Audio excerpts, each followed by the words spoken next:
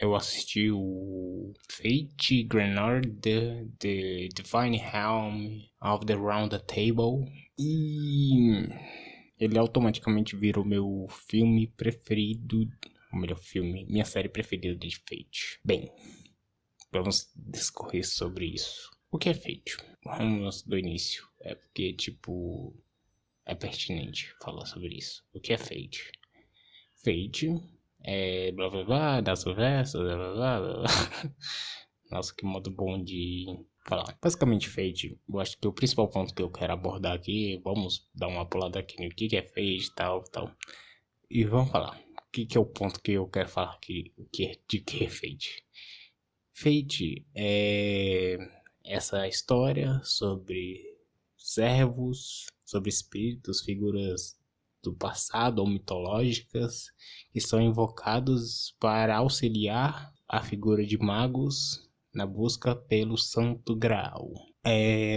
E em especial em Fate, sim, um elemento que está sempre recorrente em Fate é a figura do Rei Arthur. Não vamos dizer diretamente a figura do Rei Arthur, mas sempre ou é a figura ou é referências ou personagens que fazem referências ao Rei Arthur. Pode-se dizer, por exemplo, que em Extra a gente tem o Gawain, em Stay Night a gente tem a própria figura da Arturia. Em Grand Order a gente tem a Mastio, que representa o Galahad.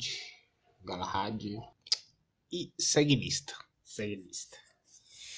E apesar dessa constante presença da figura do Rei Arthur, é sempre mais uma referência, um ponto de referência do que realmente sobre. E eu, em especial, eu gosto muito da figura do Rei Arthur. Tipo assim, é uma história que eu gosto, que eu assisto, que eu leio muito. Em especial por influência de Fate. Tava eu lá em 2000 e pouco. A gente precisava ler livro pra escola. Eu tinha acabado de assistir Fate. Eu assim, caraca, acabei de assistir esse Fate aqui. Foi do Jin. Foi Fate de 2006. Eu assim, caraca, vamos procurar sobre esse personagem. Aí está aí, eu, viciado em Rei Arthur. Eu já li muitas coisas sobre Rei Arthur. Calma, a gente ainda vai chegar no ponto do filme do Fate Camelot, Fate Grand Order, Divine Helm of the Round Table. O Reino Divino da Távola Redonda. Estava lá eu, interessado por Rei Arthur naquela época. Eu também me interessei por Gilgamesh, Kushu, Kulan, Kushulin, cara, até hoje não sei como chamar o Lancer. Mas de qualquer forma, tá lá eu interessado. Aí eu comecei a ler. Eu li. Fui lendo versões e mais versões de Rei Arthur. Passando desde Bernard Cornwell a Howard Pyle. Que são abordagens muito diferentes. Ou até mesmo as Brumas de Avalon, que é outra abordagem diferente. Tipo assim, existem muitas histórias do Rei Arthur, muitas abordagens sobre essa figura e os personagens que estão envolvidos nesse contexto desse personagem. E a gente tem, tipo assim, e Rei Arthur, apesar de ter, ele parece quase, ele tem um jeito quase de visual novel, tipo assim, tem uma linha guia, mas dependendo da história de quem conta, ou que conta e por que versão conta, a história muda. Por exemplo, eu já vi versões de Rei Arthur onde Galahad e Lancelot são a mesma pessoa. Já vi versões em que Arthur retira Excalibur da pedra, mas já vi versões onde a espada que Arthur tira da pedra não é Excalibur, mas Calibur, que era a espada de Uther, mas somente depois de uma batalha lá, e somente depois de uma batalha em que ele quebra Excalibur. Ele vai lá e obtém Excalibur da Dama do Lago, mas eu já vi versões onde a espada que ele quebra não Excalibur nunca chega a existir, mas ele quebra na verdade só Excalibur. Já vi versões onde essa luta corre contra outros cavaleiros, onde ele quebra a espada, mas já vi versões onde essa quebra ocorre numa luta contra Lancelot. Tipo assim, existem várias e várias e várias versões do Rei Arthur, e como cada coisa nessa história ocorre. E independente da versão, eu sempre odeio o Gawain. E esse filme de Fate, o Reino Divino da Távola Redonda, ele me cativou. Tipo assim, ele conseguiu pra mim o status de melhor obra da franquia de Fate. Talvez exista muito viés aí pelo fato de eu gostar muito da figura do Rei Arthur e tal, dos seus contos, e tudo que tem Rei Arthur pra mim automaticamente ganha um buff de minha visão está turva pelo meu julgamento estar sendo afetado por minhas emoções, mas de qualquer forma, eu gostei muito do filme Divine Helm of the Round Table. Por quê? Em especial pelo final. Tipo assim, eu vou pular pelas coisas que acontecem e tal, muito. E vou direto ao ponto. Porque, tipo assim, esse filme, ele conseguiu uma coisa que eu não esperava de Fate. Ele conseguiu ser uma história do Rei Arthur. Eu acho interessante isso, que tipo assim, geralmente Fate ele faz muito esse aproveitamento. Ele pega a figura do histórica, dá uma personalidade pra ela, faz ela ser uma figura carismática que a gente vai basicamente vender nossa alma pra ganhar no Fate Grand Order. Mas geralmente as histórias, fora uma pequena simbologia, não tem muito a ver sobre a figura. Em especial isso do Fate Grand Order. Geralmente é uma coisa muito pequena que se relaciona naquela figura, mas nunca diretamente uma coisa assim grande e tal. A história. Por exemplo, tem o Fate Babilônia. Eu gosto do Gilgamesh, eu li o Épica de Gilgamesh e vou dizer, é muito, não vou dizer que é ruim, mas poderia ser muito mais aproveitada a figura do Gilgamesh e a relação dele com o Enkidu. Eu acho que ficou muito de canto, diferente do que foi esse filme. Cara, eu achei fantástico a história, tipo assim, em especial a sua conclusão, porque quando eu olhei o jeito que se decorreu a história e tal, e quem estava contracenando com quem, eu pensei, tipo, cara, isso aqui poderia ser realmente uma história do Rei Arthur. Tipo assim, um dos canon. Porque, tipo, é quase um what if de Rei Arthur. Porque, tipo, pra quem não conhece, é dado um pequeno contexto lá, mas, tipo assim, na história do Rei Arthur, a gente tem muitas coisas acontecendo e tal, traições, aquele final lá, tipo, as referências, quando a Graven fala, pô, Lancelot, tu vai trair a gente de novo. Tipo assim, existem vários pontos ali. Mas em especial o que me chamou a atenção, desde o início, desde o primeiro filme a esse segundo que finaliza a história, é o fato do Bedivere. Eu falava assim, cara, o Bedivere. De todos os cavaleiros da Távola Redonda, o nosso protagonista é esse que vai conduzir a gente pela história aqui, vai ser o Bedivere. Como dado o contexto lá no filme, rapidamente o contexto, o Bedivere, ele é o último cavaleiro do Rei Arthur que tá com ele. É o cavaleiro que tá com ele na hora da morte. Depois de uma série de traições e tal, uma carnificina que tinha se decorrido, o Arthur tinha sido o desmantelamento total da Távola Redonda em busca do Santo Graal. Depois da falha da galera em encontrar o Santo Graal, a gente tem o rolo do Lancelot com a Guinevere, que novamente quebra a Távola Redonda. Aí a gente tem o rolo do Lancelot com o Gawain, que novamente quebra a Távola Redonda. Aí a gente tem a traição do Mordred, que novamente quebra a Távola Redonda. E é uma sucessão de traições e de falsas acusações e um bocado de coisa que ocorre no conto do Rei Arthur. E depois de uma batalha muito sangrenta, a gente tem basicamente todos os personagens mortos, com exceção de 3 cavaleiros. Cujo qual sobra somente 2, que é o próprio Arthur e o Bedivere.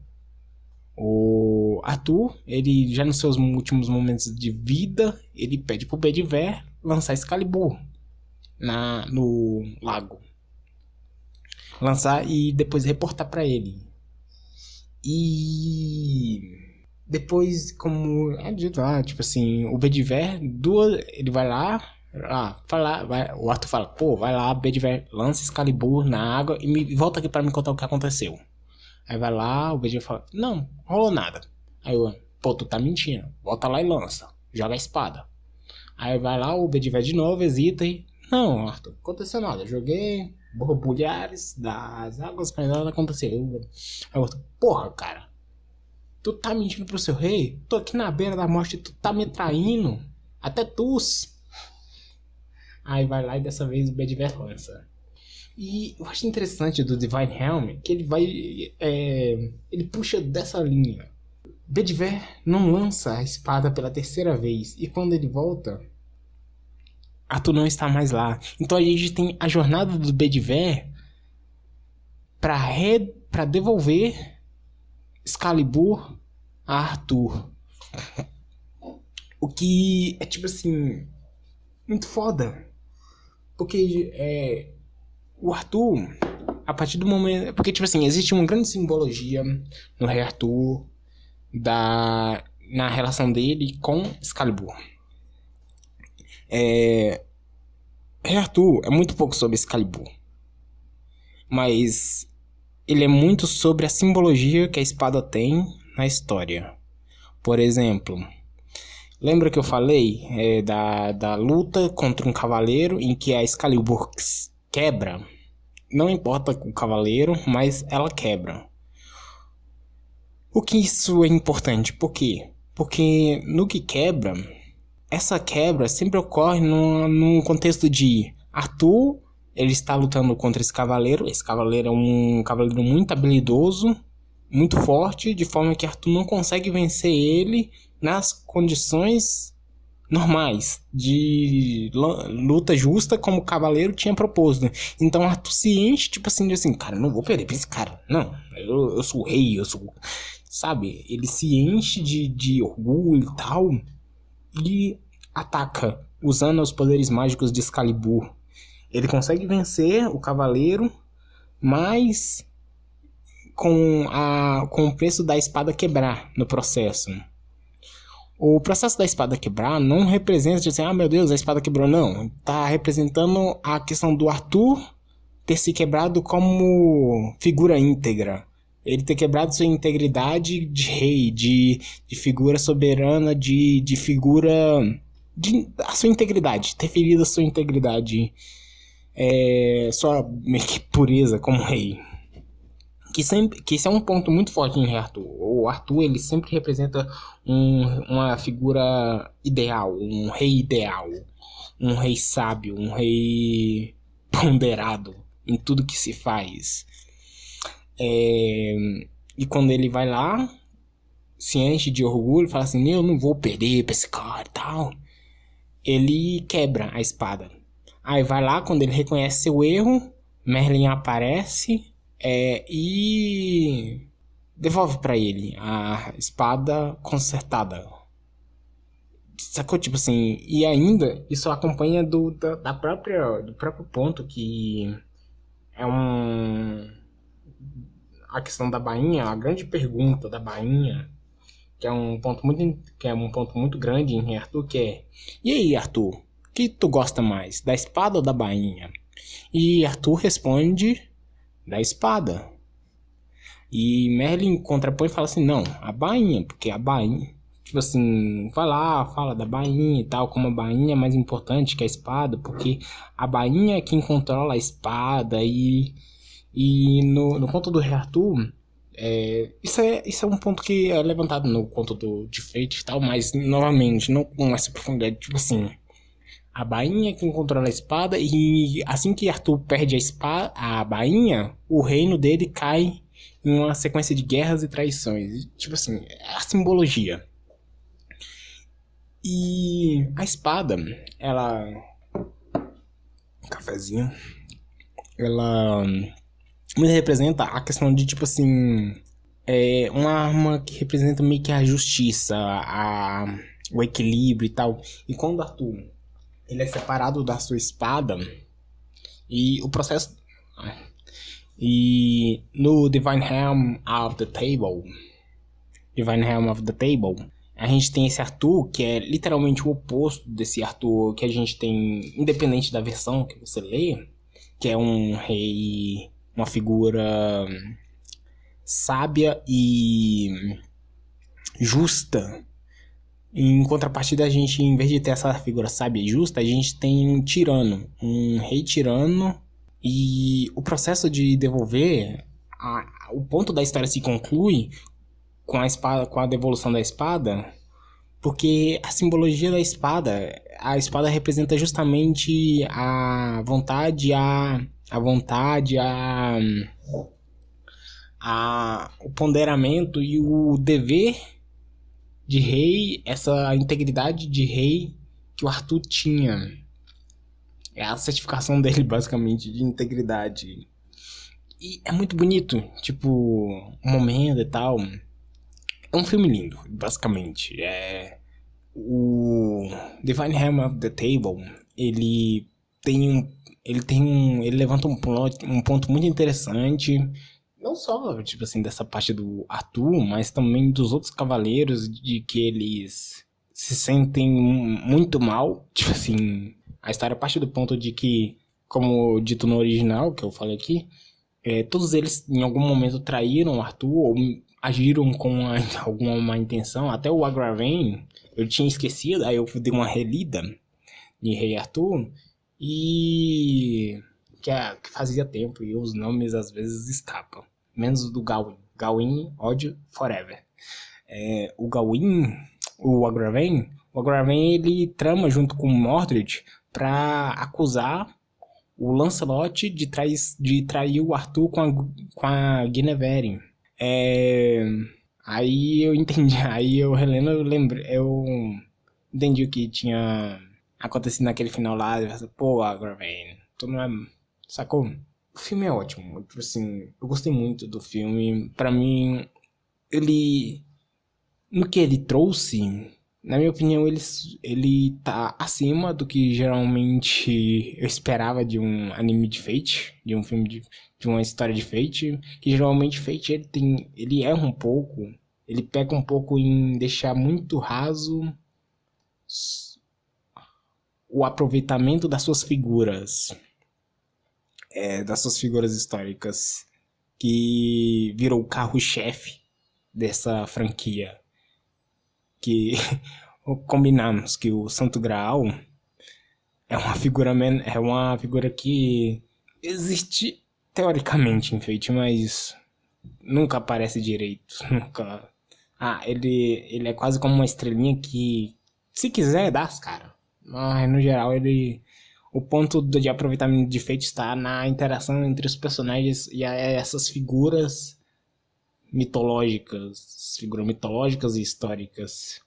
E às vezes Fate peca em não fazer um aproveitamento total dessas figuras e ficar às vezes no raso. Mas eu gostei desse filme porque ele trouxe muito aproveitamento, pelo menos pra mim, de essas figuras. Até o próprio Mordred, nos contos arturianos, ele tem um momento muito legal no filme, que ele todos são convocados de volta pelo Arthur. Tipo assim, a linha da história é tipo, Vai lá, aconteceu o combate lá entre os cavaleiros, todos se mataram e tal.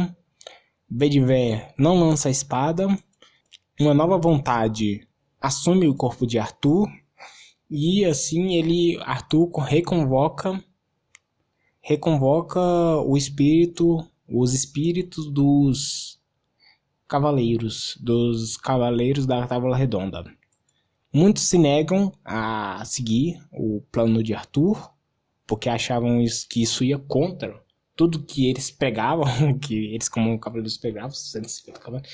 Mas alguns cavaleiros escolhem, escolhem seguir o rei muito, apesar deles não concordarem, eles concordam que se Arthur falou, tá falado. Se Arthur disse que esse é o caminho certo, então é o caminho certo. Tipo assim, existe mais uma concordância deles de que, tipo assim, nenhum deles concorda com o que tá acontecendo, mas apesar, eles veem o que ele está fazendo como algo certo. Tipo assim, o fim é certo, mas ele não gosta do processo, nem do meio, nem do que também esse fim causa de revesgueio. Esse que é um pouco confuso. Mas aí a gente tem essa história do Bedivere tentando devolver a espada e assim trazer o rei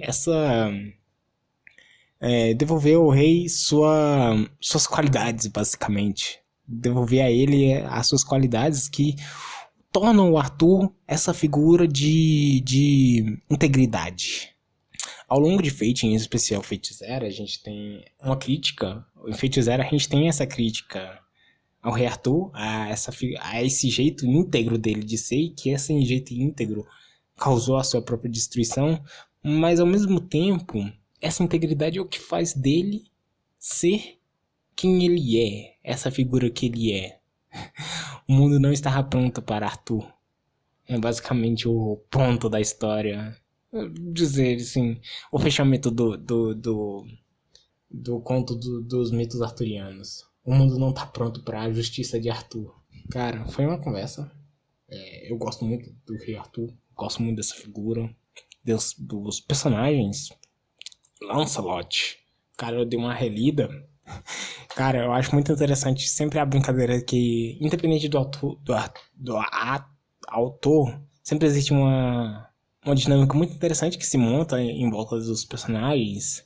Bernard Cornwell faz uma coisa muito legal, por exemplo, com o Lancelot, que nos contos, no mito arturiano, é o cavaleiro mais fodão do Arthur.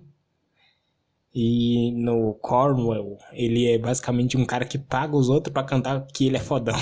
Tipo assim, como os outros sabem que você é fodão? Basicamente, alguém tem que contar, já que você não vai estar acompanhando a pessoa sempre. Então você vai lá e paga a pessoa que conta pra contar que você é fodão. E você não precisa fazer coisas arriscadas ou coisas fodas. Basicamente, você tem que pagar os outros pra ser fodão. O Gawain, independente da versão que eu leia dele, eu sempre tenho um ranço do Gawain. Gawain, ele é um personagem que consegue conquistar meu ranço independente da versão, seja como um jovem puro e inocente criado por Merlin e Bernard Cornwell, ou um treteiro, um orgulhoso treteiro que não se bica com a Guinevere, como em Howard Pyle, ou tipo assim, independente da versão, Gawain pra mim, eu sempre tenho um ranço do Gawain. Galahad é a figura que, tipo assim, ele é muito introduzido. Tipo assim, cara, quando você entende, em especial, quando você lê Bernard Cornwell, você começa a entender. E em especial se você der o trabalho de ler a introdução que Howard Pyle faz sobre os mitos arturianos, você fala assim, cara, Galahad é um personagem muito introduzido, mas ele é um personagem tão icônico ao mesmo tempo. Por exemplo, a figura do Galahad, ele sempre está muito relacionado ao Santo Graal. A ele indo atrás do Santo Graal, ele sendo o único cavaleiro desde premeditação, da previsão da busca do Santo Graal, Galahad é o escolhido desde o início para ser o cara que vai encontrar o Santo Graal. Ele até é arrebatado. Só que você também tem versões em que quem acha o Santo Graal não é Galahad, mas Percival, se eu não me engano. Percival. Ou é Pellinori? É Percival, se eu não me engano. E principalmente quando você dá aquela lida eu tô falando sempre de Cornwell e Howard Pyle, porque eles são o principal nome porque os dois trazem uma abordagem muito diferente e ao mesmo tempo muito complementar. Em especial se você considerar a introdução do livro de Howard Pyle, que é a cristianização do conto de Arthur. Em Howard Pyle é muito descarado de tipo assim, o quão cristianizada a história é. Ou você tem, por exemplo, em Brumas de Avalon, a interação de Merlin e os sacerdotes. Cara, eu acho muito interessante, tipo assim, o como é um conto que carrega consigo muitos valores. Rei Arthur carrega muito. Todo conto, na verdade, ele carrega valores. Contos de cunho mitológico, ou até mesmo só de contos mesmo. Branca de Neve carrega uma moral, um porquê de ser. Eu tava lendo tipo, você nunca achei um livro sobre Kulan. Vou chamar Kulan. Cara, do Lancer. Vou chamar de Lancer. Entenda o Lancer como Setanta. Vou chamar de Setanta. Setanta é o Lancer lá de Fate Stay Night. Eu acho bem mais fácil de falar. Setanta. Cara, é muito interessante. Eu tava lendo sobre Setanta. E em especial também, por consequência, sobre os banquetes celtas e achando interessante como, tipo assim, cara, todas as morais e todos os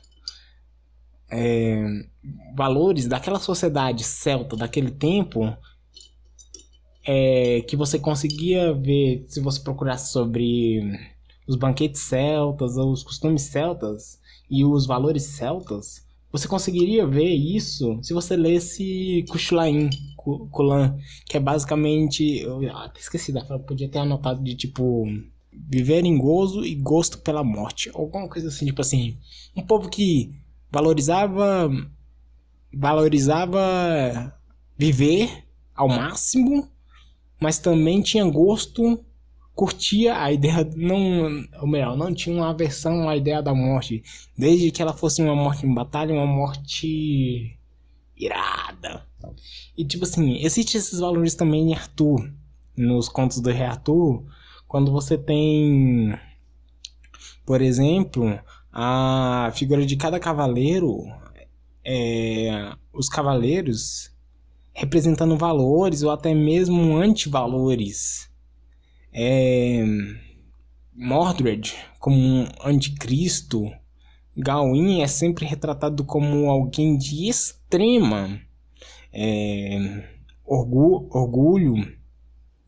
Arthur como um rei totalmente sábio, equilibrado e ponderado. E isso se decorre para todos os personagens. Cara, eu vou longe se eu continuar isso aqui. Obrigado. Falou. Essa foi a conversa sobre... Não tem conclusão. Eu só gostei desse filme. Assistam. Nem parece Fate. Isso aqui nem parece Fate. É uma história que daria pra ser uma história do Rei Arthur. Sinceramente. Falou.